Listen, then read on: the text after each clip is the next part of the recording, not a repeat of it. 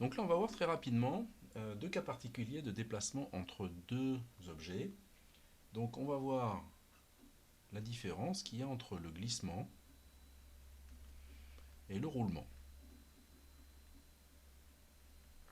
Donc là, on va étudier deux solides qui se déplacent l'un par rapport à l'autre.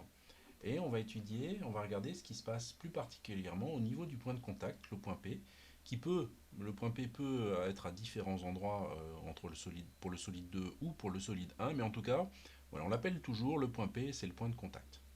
Et donc, on va avoir des propriétés dans le cas du glissement.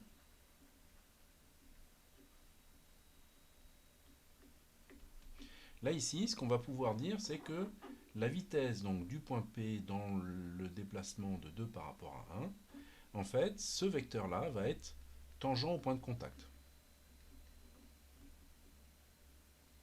Tangent au contact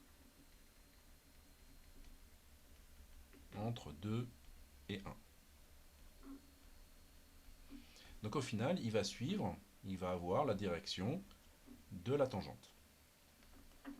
Dans le cas du roulement, ça va être encore mieux, puisque ce vecteur VP dans le mouvement de 2 par rapport à 1, il va être nul.